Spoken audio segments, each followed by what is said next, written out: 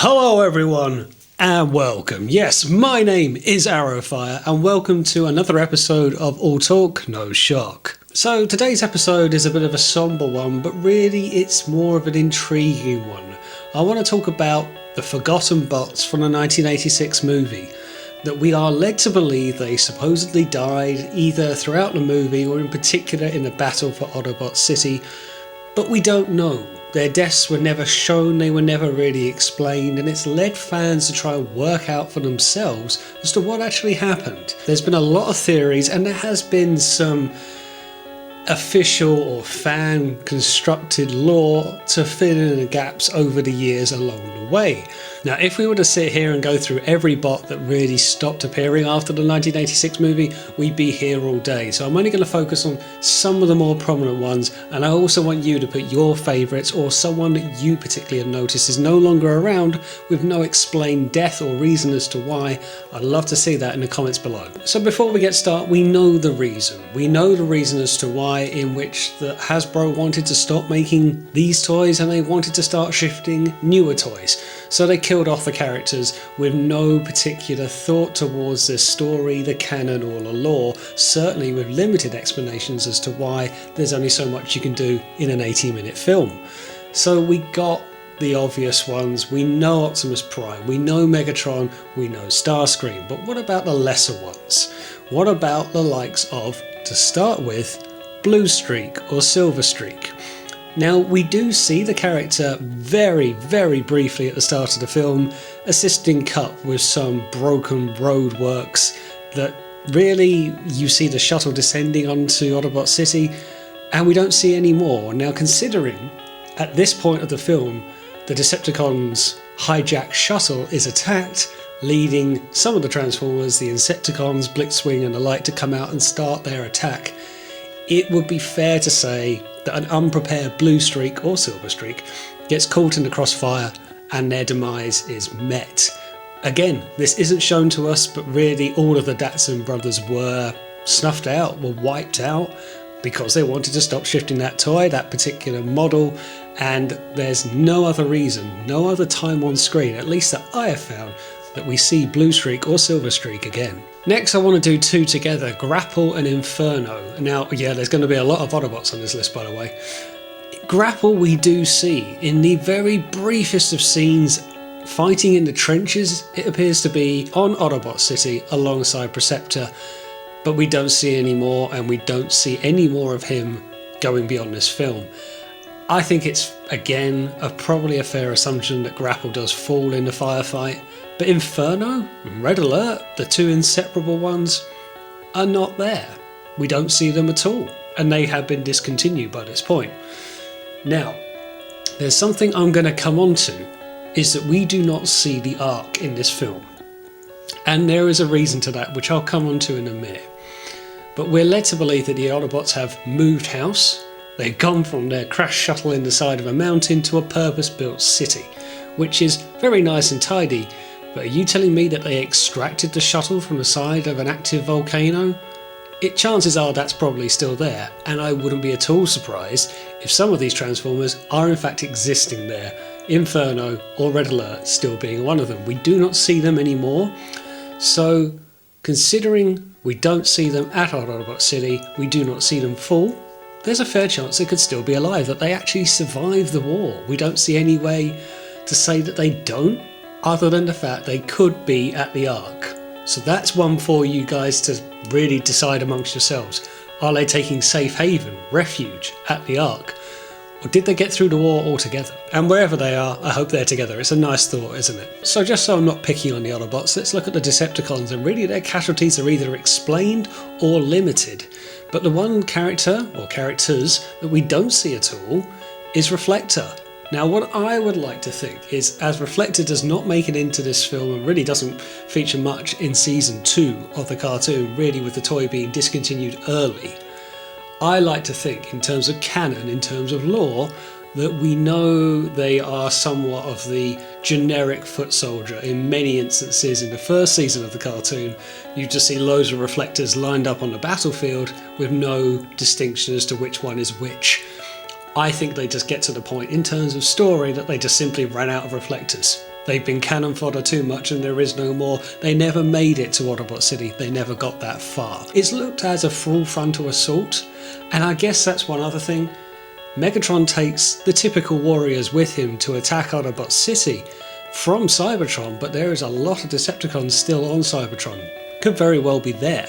They could never have left with Megatron in the first instance, but given the fact that we didn't really see Reflector anymore in Season 2, I'm willing to think he met his extinction much more earlier than some others. Okay, what about the mini-bots? Now this is an interesting one for me. We know Cliffjumper and we know Bumblebee, but Beachcomber, Outback, Powerglide, we don't see these guys at all. Again, they could be inside the Ark, if anywhere. Could they be on one of the moon bases? We don't know how big the moon bases are and how many they house. I guess what we see is what we get, but there's a lot of them that aren't really around, with the exception of Windcharger, and maybe if Windcharger is at Autobot City and we do see the death of Windcharger, then maybe the other ones are there as well. Actually, now that I say it, I just remember we do see Beachcomber. I seem to recall on the hook hanging down. I've just thought of it, and I can't remember if he falls or not. I'm going to have to check that in the edit. But there's a lot of mini-bots there when you put them all together. Sea Spray among some others, and Huffer as well, who we do see at Autobot City and who we are led to believe falls out of the tomb in Dark Awakening and certainly gets referenced in that. There's a few other mini-bots aside from that aren't named at all, and they're just AWOL. Where do you see them again? Okay, one I would like to pick up on is Jetfire. This I think is an interesting one because Jetfire has sporadic appearances at best for Season 1 and 2. He doesn't exist into the movie and doesn't exist into Season 3. However, I have seen it reported online and it's a theory I like. In the fabled episode Dark Awakening, when Optimus, a zombie-controlled Optimus, is taking the entire Autobot fleet, a ship bearing a description similar to Jetfire is destroyed, where most of the Autobot fleet is destroyed by this point. And they're generic, they're faceless, they're nameless, but you gotta say, for a character who we do not know where they finish, and he is a big jet, he could easily have been recalled into the Autobot fleet to go fighting against the Quintessons and to meet his ultimate demise there. If not, where would he have been? There's a long period of time because Jetfire comes in with a fair bit of involvement and then steadily less and less. And then by the time we get Skylinks, there's very little need for another Commander class vessel. So it's a good way to reintroduce, only to be blown up again, I suppose. It's a lot of potential wasted, certainly someone that they could have used in Autobot City. But we do not see Jetfire, Skyfire, featuring in the film at all. Again, could be at the Ark, if indeed anyone's there at all. But I like to think, in terms of completing a circle, that he could have got blown up in the Autobot fleet in a battle against the Quintessons in Season 3. Other ones we've had a bit more insight to. We've seen the likes of Sideswipe and Sunstreaker having more extended scenes. Sunstreaker actually appears twice in wrong places and then not again, but we see Sideswipe in what is believed to be deleted cells which people are trying to restore in a battle against Devastator, and we are assuming to believe got crushed in the battle with Devastator.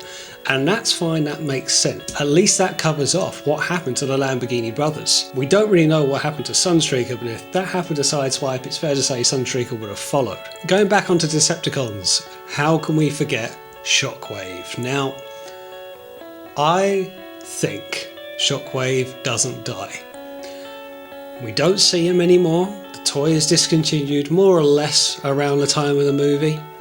But I think the interesting takeaway point is we do not see the death of the sole Cybertronian who doesn't leave Cybertron ever, it seems. And we are assumed to believe that when Cybertron is attacked by Unicron, Shockwave falls. I do not believe Shockwave is stupid enough to not have a backup plan. If you look at his character in any Marvel comic, IDW comic, or even in a Generation 1 cartoon, he always has a backup plan. And very rarely at all does he die. Now, okay, they didn't know Unicron was coming, and how do you combat against a robotic planet? Fair enough. But I would like to think, as we do not see the demise of Shockwave, we do not see his end, and he gives the final instructions for the Decepticons to scramble as the planet is under attack. I would like to think moments after that, he would shoot off to a panic room of some description in the depths of Cybertron. Let's be honest, if anyone could, he could. He's too much of an integral character, too much of a smart character to just let simple chance of death stop him from his own agenda. And I think until we see a definitive death of the Shockwave character, barring some animation errors here and there, I think he survives the movie. I think he still survives to this day outside of the comics. The Dinobot snarl, I'm not even going to go there. But finishing off with the topic that has got people talking for quite some time, there's about 4 combiners missing, isn't there? And you can't really miss them. Okay, clearly, maybe for time, maybe for drawing resources or whatever you want to call it, there were 4 combiner teams that did not feature in the battle for Autobot City. And wouldn't it have made a difference? With Superion, Defensor, Bruticus and Menasor, not to mention Devastator, not to mention Omega Supreme. There's enough firepower here to really make a difference in a battle, and they just weren't there. Only Devastator shows up, and even then for a fairly brief time. Why would you leave out 4 massive combiners? So, as I understand it, if I've got this right, fan theory has taken off that they are at the Ark. The battle is there. Superion, Defensor, Bruticus and Menasor. Basically, the rabble of who is left is at the Ark fighting amongst themselves. That does make a lot of sense, because why would you leave really what has been your home undefended, if indeed it is still there, if it hasn't been completely removed by this point?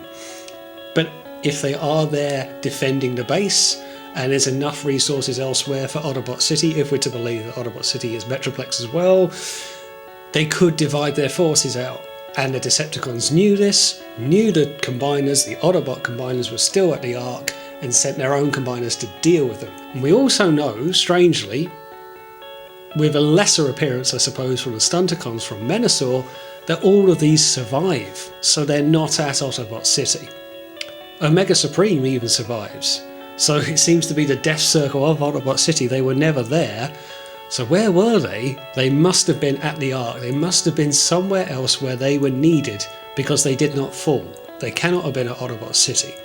This has become an interesting bit of lore, which even some Transformers writers have said, yes, we'll go with that. We'll say that that is where they were, because how else do you combat for the better part of 20 individual robots who are just not at the biggest battle of their time? They all appear in Season 3. They all carry on. We see the Stunticons in lesser. We don't see Menasor again, to my understanding.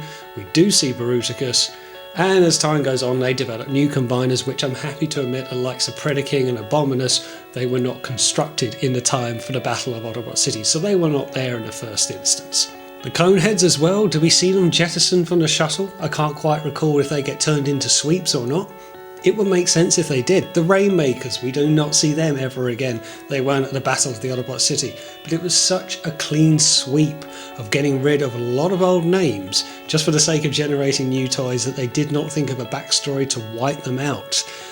There is clearly a lot of death in this film, much to our combined sorrow and hatred at the time for seeing our beloved characters die, but at least we got closure with them. At least we understood what was going on.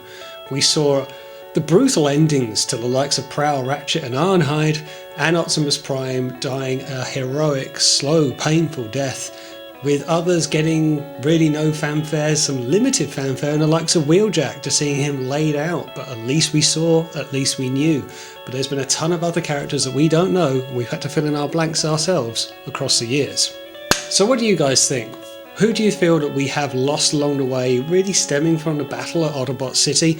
And I'm sure some of you will say, oh, if you look in this still, in this episode of Season 3 or Season 4, you see that they're alive and well, such as Hound, for example, who we are believing dies in the 86 movie, but in fact appears up in the Headmasters cartoon, and he's doing okay, thank you very much. Then again, so is Wheeljack. So there's some interesting plot holes and loops you can find. I'm sure there'll be others out there. Do leave your favourites in the comments below. I'd love to know what you think. But thanks for watching, and as always, I will see you on the next one.